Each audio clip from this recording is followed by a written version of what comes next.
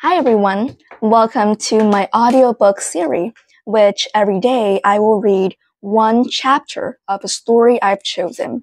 And the story I've chosen is Alice's Adventure in Wonderland, my favorite childhood story. So, let's get started on chapter 1. Chapter 1. Down the Rabbit Hole. Alice was beginning to get very tired of sitting by her sister on the bank and of having nothing to do. Once or twice, she had peeped into the book her sister was reading. But what is the use of a book, thought Alice, without pictures or conversations? So she was considering in her own mind as well as she could, for the hot day made her feel very sleepy and stupid. Whether the pleasure of making a daisy chain would be worth the trouble of getting up and picking the daisies, when suddenly a white rabbit with pink eyes ran close by her.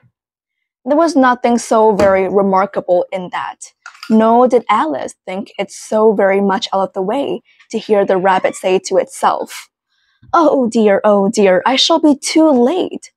But when the rabbit actually took a watch out of its waistcoat pocket and looked at it, and then hurried on, Alice started to hear feet, for it flashed across her mind that she had never before seen a rabbit with either a waistcoat pocket or a watch to take out of it, and burning with curiosity, she ran across the field after it, and was just in time to see it pop down a large rabbit hole under the hedge. In another moment, down went Alice after it.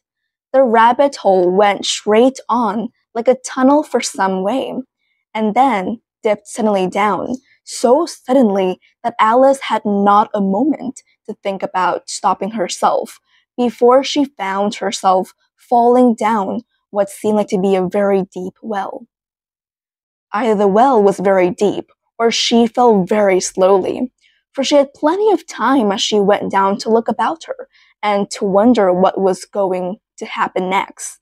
First, she tried to look down and make out what was coming to. It was too dark to see anything. Then she looked at the sides of the well, and noticed that they were filled with cupboards and bookshelves. Here and there she saw maps and pictures hung upon pegs. She took down a jar from one of the shelves as she passed. It was labeled orange marmalade, but to her great disappointment, it was empty. Down, down, down. Would the fall never come to an end? I wonder how many miles I've fallen by this time, she said aloud. I must be getting somewhere near the center of the earth. Let me see. That would be 4,000 miles down, I think. Yes, that's about the right of distance. But then I wonder what latitude or longitude I've got to. Presently, she began again. I wonder if I shall fall right through the earth. How funny it'll seem to come out among the people that walk with their heads downwards. The Antipodes, I think, but I shall have to ask them what the name of the country is, Please, ma'am, is this New Zealand or Australia? And what an ignorant little girl she'll think of me for asking. No, it'll never do to ask. Perhaps I shall see it written up somewhere. Down, down, down. There was nothing else to do. So, Alice soon began talking again. Dina's will miss me very much tonight, I think. Dina was the cat. I hope they'll remember her saucer of milk at tea time. Dina, my dear, I wish you were down here with me. There are no mice in the air, I'm afraid, but you might catch a bat. And that's very like a mouse, But do cats eat bats, I wonder? And here Alice began to get rather sleepy, and went on saying to herself, in a dreamy sort of way, do cats eat bats? And sometime, do bats eat cat? She felt that she was dozing off, and had just begun to dream that she was walking hand in hand with Dina, and was saying to her very earnestly, Dina, tell me the truth. Did you ever eat a bat?" And suddenly, thump, thump, down she came upon a heap of sticks and dry leaves, and the fall was over. Alice was not a bit hurt, and she jumped up onto her feet in a moment. She looked up, but it was all dark overhead.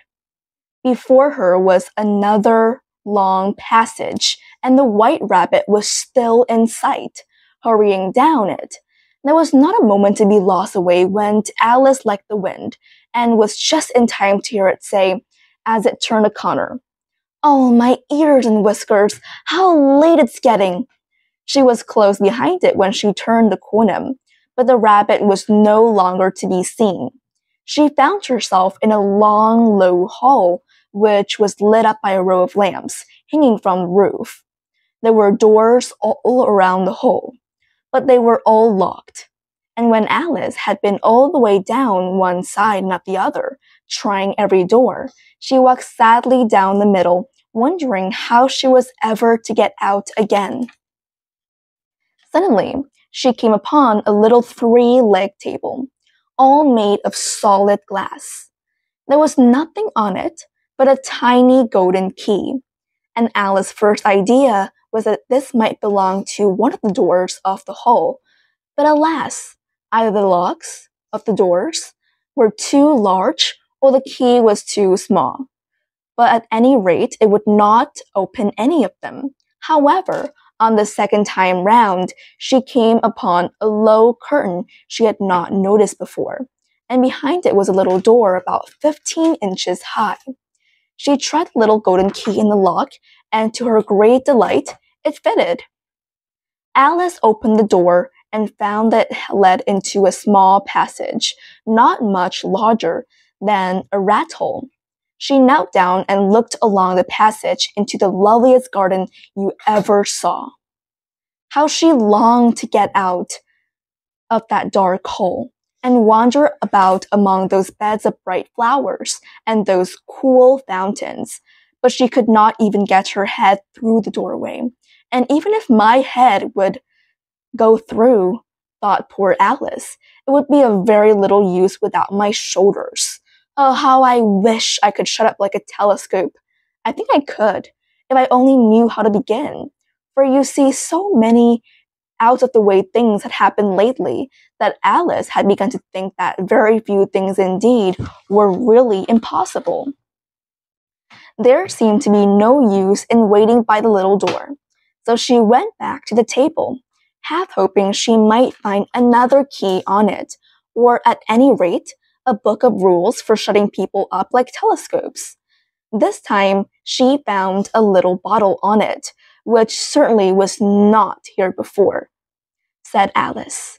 And tied around the neck of the bottle was a paper label with the words, "Drink me," beautifully printed on it in large letters. It was all very well to say, "Drink me," but the wise little Alice was not going to do that in a hurry. "No, I'll look first," she said, "and see whether it's marked poison or not." For she had read several nice little stories about children who had got burnt and eaten up by wild beasts and other unpleasant things, all because they would not remember the simple rules their friends had taught them, such as that a red-hot poker will burn you if you hold it too long, and that if you cut your finger very deeply with a knife, it usually bleeds. And she had never forgotten that if you drink much from a bottle marked poison, it is almost certain to disagree with you, sooner or later. However, this bottle was not marked poison, so Alice ventured to taste it, and finding it very nice, it had in fact a sort of mixed flavor of cherry tart, custard, pineapple, roast turkey, toffee, and hot buttered toast. She very soon finished it off. "What a curious feeling," said Alice. "I must be shutting up like a telescope." And so it was indeed.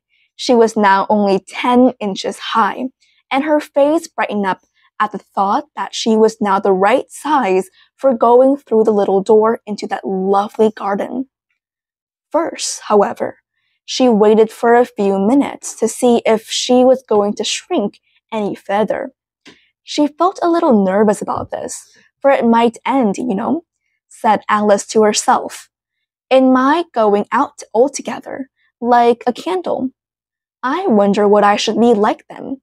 And she tried to fancy what the flame of a candle looks like after the candle is blown out, for she could not remember ever having seen such a thing. After a while, finding that nothing more happened, she decided on going into the garden at once. But alas, for poor Alice, when she got to the door, she found she had forgotten the little golden key. And when she went back to the table for it, she found she could not possibly reach it. She could see it quite plainly through the glass, and she tried her best to climb up one of the legs of the table. But it was too slippery, and when she had tired herself out with trying, the poor little thing sat down and cried. Come, there's no use in crying like that, said Alice to herself rather sharply. I advise you to leave off this minute. She generally gave herself very good advice, though she very seldom followed it, and sometimes she scolded herself so severely as to bring tears into her eyes, and once she remembered trying to box her own cards for having cheated herself in a game of croquet she was playing against herself. For this curious child was very fond of pretending to be two people. But it's no use now, thought poor Alice, to pretend to be two people.